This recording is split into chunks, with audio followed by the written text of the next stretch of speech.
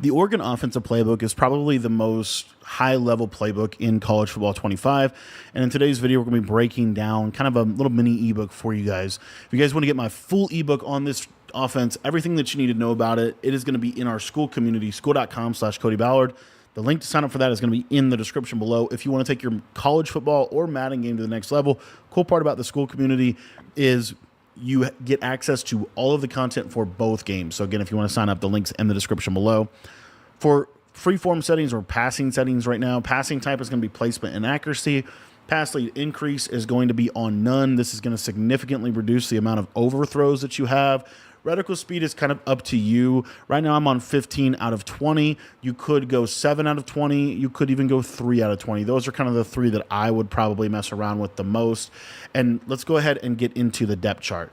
So the depth chart for the Texas Longhorns, I do think Texas is the best team. We're just going to show you how to set this up super quick for the offense. At quarterback position, Quinn Ewers is pretty much the clear-cut starter. C.J. Baxter is really good running back. He's got that 360 spin move.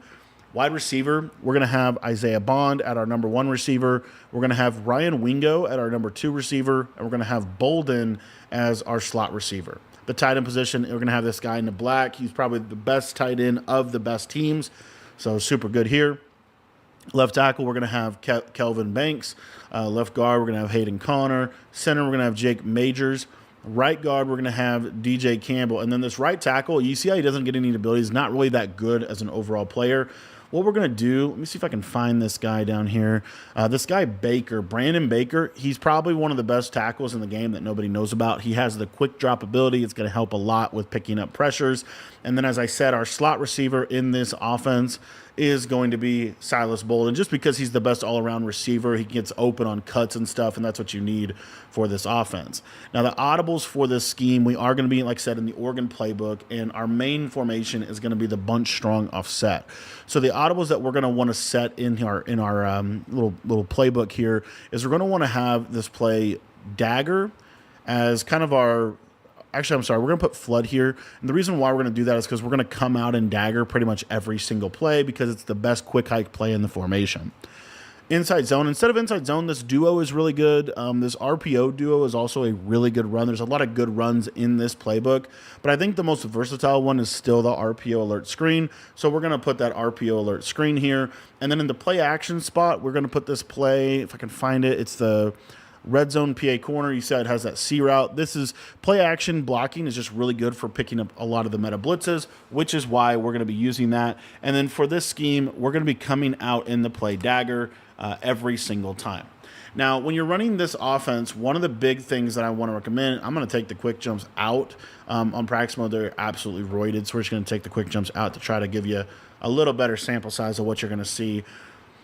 When we're running this scheme, you want to have the ball to the wide side of the field. So you want the ball, you want to have the bunch to the wide side of the field as much as possible. So if the ball is on this hash mark right here, we're going to have our bunch to the right. If the ball was over here, now if you look, the bunch is really compressed and tight. There's not a lot of space. So what we want to do is flip the play so that our receiving threats have as much space as possible to be able to work. So again, in general rule of thumb is when you're running this offense, you want your bunch to the wide side of the field. Now, we're going to start out with just the simplest play in the formation. I think the best. It's a quick hike play out of dagger. All you're going to do is cross your slot receiver. And what you're going to do is you're just going to have a high-low read. You're just going to have a high-low read between the crosser and the drag. You're going to always, basically with the progression reads here, we're going to look to the fade first. What's really cool about that fade is Isaiah Bond has an ability called takeoff. If they are pressing you in zone coverage, a lot of times he will just basically, you see how he kind of lit up there? He'll just basically outrun the coverage, and this is a one-play score against cover 4, against cover 3. And then if they do run cover 2, which a lot of people will do, they're running that kind of cover 2 on that left side. What you're able to do with this as well is you can kind of throw this into that soft spot against the coverage, and then we know how the broken tackles are in this game, and it just really makes it a super difficult to defend. And they basically, the way they defend this is they're not going to be able to press you on the left side. That's pretty much what they have to do. So they can't really press you on the left side, and then you're able to have your simple high-low read here. So The drag route normally gets underneath pretty much every yellow zone in the game. It's why it's super effective. So as you see there, we're just able to take our drag route.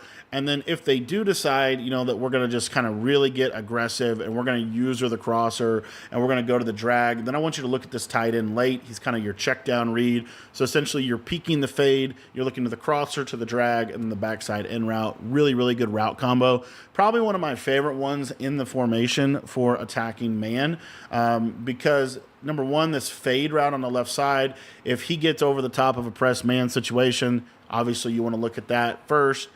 But then the other thing that you have here within a cover one, or just basically any kind of coverage here, whether they're playing cover two or cover one, what you're going to see is this crosser. The crossing, the straight up hot route master crosser is probably one of the better man beating routes in the game. It just gets really good separation against man consistently compared to, for example, a post route or anything of that nature. And then you do have your drag route. This drag route oftentimes kind of gets into a natural pick and rub situation, and you can just throw it and take some easy yards against that coverage. The next play we're going to be covering is corner strike, and one of the best ways to set this play up is very simple. All you're going to do is streak your slot receiver, and you're going to snap the ball super quick. You have a high-low read on both sides of the field, and this corner route is super good. It's one of the better routes in the game. The cool part about this corner route is it's also, again, one of the more consistent man-beating routes. So if they're playing man coverage on you, you will consistently see that this corner route will get separation against man. It's because it has a sharper cut to it than the hot route master corner route does have. So you're able to just, go to this play. You can hike it super quickly, and you're able to just go. Now, if that corner route gets pressed, you'll see he does eventually get open. I did get screamed at there or shedded because practice mode is probably the worst thing I've ever seen in terms of sheds. And of course, I accidentally called the wrong play here, so I'll show you this dagger in route. See how that dagger in route does beat man late in the play. It's what makes this a very, very good offense, is you have a lot of consistent man-beating routes that you don't really have from your hot route tree this season from what I'm seeing so far. So anyways, corner strike, just streak this guy. You got that high-low read on the right side, and then you see that corner out. Even though right there didn't even look like it was going to get open, it's almost like a trust throw. That corner route is super good against man. The other thing that you have on this play, corner strike, is you have a high-low read to the left side of the field. So a couple things you could do with this. You could leave this C route on the left side if you want to, and I'll talk about why this is effective. But really the route that I want to showcase is the running back route. If they're playing you in man coverage, that running back route is super effective to be able to get over there. Another thing that you're going to see a lot is cover two. With this defense, cover two probably defends corner strike the best in sense of the corner route. And so what you want to do is really take this running back route underneath. This running back route is normally very much so an open read.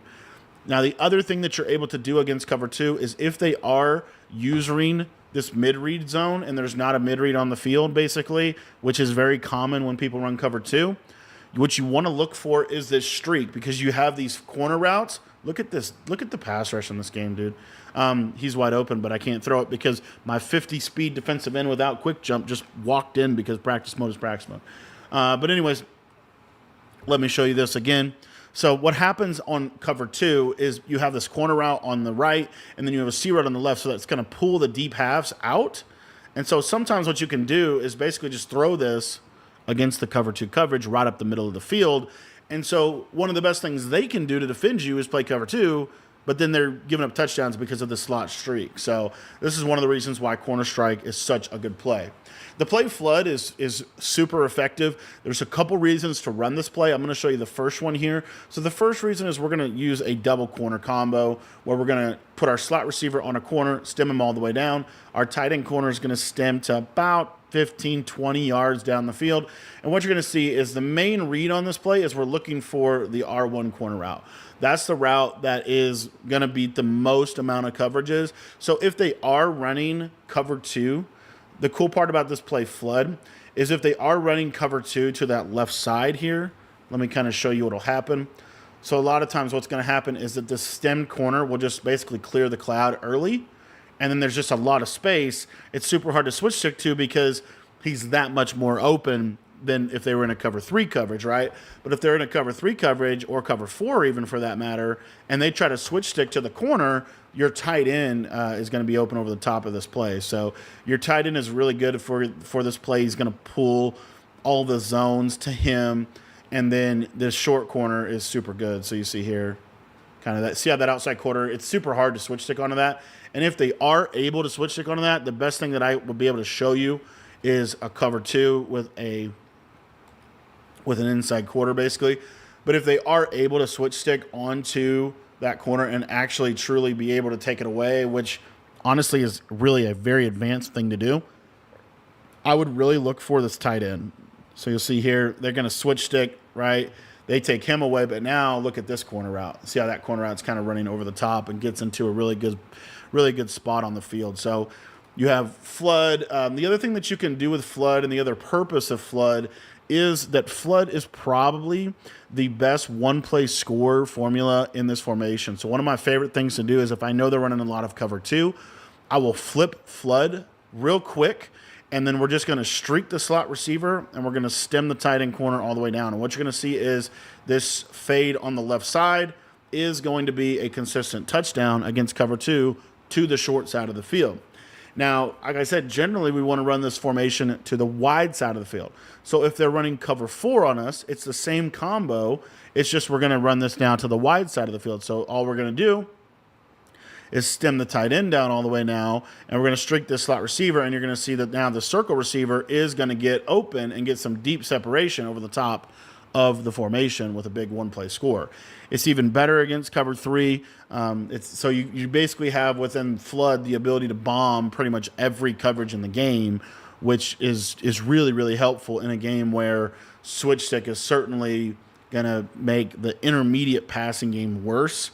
But if you can bomb them over the top, or you can hit the quick games, obviously things are going to be much more open. So here you see how that outside their bit. Quinn Ewers got a massive inaccurate. I don't know why he got an inaccurate. I think I'm literally getting under pressure inaccurates in practice mode with sending 3 people, sending 2 people, sending no people. For some reason, that's just how they coded practice mode. Practice mode is really difficult sometimes with the sheds, but we'll show this to you again. So you see here, as long as I have time, and we'll get a nice blue pass. That's open, and you can throw that consistently against cover 3. So the only coverage they can really realistically run on the right side is cover 2, but there's so many ways within the playbook itself to manipulate that cover 2 coverage. One of my other just simple things that I wanted to show you guys is, let's say they're sending a lot of blitz pressure at you. This is where I like to use the RPO. So if I'm playing nickel double mug and they're blitzing me a lot, I love to go to this RPO. This RPO is either going to be a really, really good run for you if you just let the quarterback hand it off, or if they're trying to blitz you out of zone, which is pretty popular. A lot of people, if they're going to blitz you, they're going to blitz you out of zone, right? They're going to do like a hard, flat, hook curl type deal. If they do something like a zone blitz on you, this RPO is normally really good against zone blitzes. So you see here, even though they have a flat defender out there, they don't have the numbers to be able to defend this. It's how I can basically stretch that right sideline really, really easily. Now, the next play that I want to go over is another variation of dagger, and this is going to kind of be the old Durham setup. So what you're going to do is you're going to put your running back on a streak. You're going to put your outside receiver on a wheel. You're going to put your tight end on, what I like to do this year is put him on an in route and stem him all the way down. You could easily just put him on a drag route if you want. And I actually would prefer to run a crossing route as opposed to the post. I don't really like the posts in this game. In terms of, like I said, man beating principles and zone beating, I really like the crossers better. So my first read here is this circle receiver. And I want to say something real quick about this circle receiver. You want to force them to have to defend that route. And the best way that they're going to be able to defend that route is to put a cover 2 zone over there. So what you can do with this wheel route is you can stem him up one, and you'll see it'll make it run a little bit more over the middle. And then what you're going to see is against this cover 2 coverage, you can actually throw this over the top of that deep half. And this has really due to the wide hash marks that College Football 25 is built on. So if they're going to run a lot of cover 2 on you on that right-hand side, this is a great way to manipulate that coverage. So we're going to go with that wheel route. We're going to stem him a couple basically just get him out to the numbers, essentially, is all you're trying to do here. And then you're running this backside combo. So again, you see, oh, it's cover 2. If I know that if I wait on this and just get a little bit of time, I'm going to be able to clear this cover 2. And broken tackles are so easy in this game. This could very easily be a one-play score. So that's a big route in this offense, in my opinion. And then the other thing about cover 2, the harder thing about cover 2 really is the right side when they're backed off. So you'll see that this cover 2 will do a good job, as you see, kind of playing him, and it's kind of hard to fit that window in.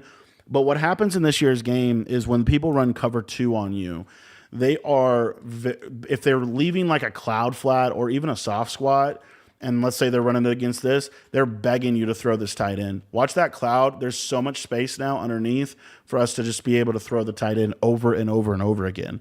So if you ever get in a situation where your opponent says, I want to take the tight end away, and they decide that they're going to hard flat their cover 2, then as you look at this fade, you'll see that I can actually freeform this to the left and kind of sneak that in a really tight window, but honestly a really good window for your offense. The other thing that's obviously open as well with this is your crossing route. So if you are, maybe you don't see this, the fade come open, you're looking right first and you see, okay, that's covered. Well, look, this is wide open. And this is probably one of the better ways to use this play. Another thing that you're able to do with this play is, again, you're basically creating a high-low strain on that left side. So we're creating a high-low strain on the left side. We're also creating kind of a middle of the field strain here. And so a lot of times if they play the running back, you're throwing the crosser. If they go to the crosser, you're going to throw the running back. It's pretty much very simply how this is going to work. Now, the last play that I want to go over is kind of a situational play call that I like to use. This is going to help with zone blitzes. This is red zone PA corner. We're going to block the running back. This is going to help pick up the majority of blitzes that you're going to face in this game. And then what we're going to do here is we are going to put our tight end on a corner route, stem him all the way down. So that's a super sharp cutting corner route. And then what I like to do with this slot receiver, a little bit up to you, but I think it's super simple. Just put him on a little crossing route underneath. And what this is going to do with this slant route or crossing route is if they play cover 2 on you, I want you to look for, I think I was actually in cover 3 there. I don't know if I was in cover 3. That was actually, the zones played really odd. Let me make sure that I'm in cover 2. But if they are ever running a lot of cover 2, this is a great combo because the tight end corner will pull the deep half. And then really what you're looking for is this post. Yeah, that post is actually, or that deep half's playing out of his mind. So we need to do something to manipulate the deep half. So I'll show you what you can do. I don't know why that deep half's playing so good, but if you want to split a cover 2 coverage, all you need to do here is we're going to slant the tight end and run the play like this now. And typically this slant will be enough to pull the deep half. Just a tick. Yep. And there's the crazy sheds, man, that I'm telling you about in practice mode. Sometimes they just go crazy. All right, I'll show this to you again. And what you can do on the left side is just stem the post up a little bit more. By stemming him up just a little bit more, it just puts that deep half in a little bit more strain and makes it harder for him to play him when he cuts. So you see how we're able to just basically split the cover 2 with that solo receiver on that route combo. And then the other thing that you're able to do, because you're running that sharp cutting corner, and that sharp cutting corner, it can come from the tight end if you wanted it to. So you can really put either one of those receivers on the corner route and stem them all the way down. But what's really cool about this is this stemmed corner is going to pull all those flat zones, and then you're going to be able to throw the C route kind of in this. I think I was in coverage. I don't know if I had yellow or what I had there, but you can kind of throw the tight end into not the tight end. You can kind of throw the C route into a unique pocket. This is obviously my least called play. I don't call this a ton. I don't think you need to call this a ton unless you're obviously facing heavy pressure. But you'll see how this kind of gets into a soft spot. Pretty decent little route that you have at your disposal. And then you also have this post on the backside to just kind of keep them honest. You also have some other stuff in this playbook. Like you could go to this trip stuff if you wanted to. There's a lot of good offense in this game, but this one is probably the most consistent. I think this one's the only one you really need to be successful. If I have to beat man coverage, I did want to show you this one other play. If I absolutely have to beat man coverage and what I've been doing isn't been working, I'm going to go to corner strike. And basically what I'm going to do here is I'm going to put my tight end on a crossing route I'm going to put my solo wide receiver on an in route, and I'm going to stem it underneath significantly.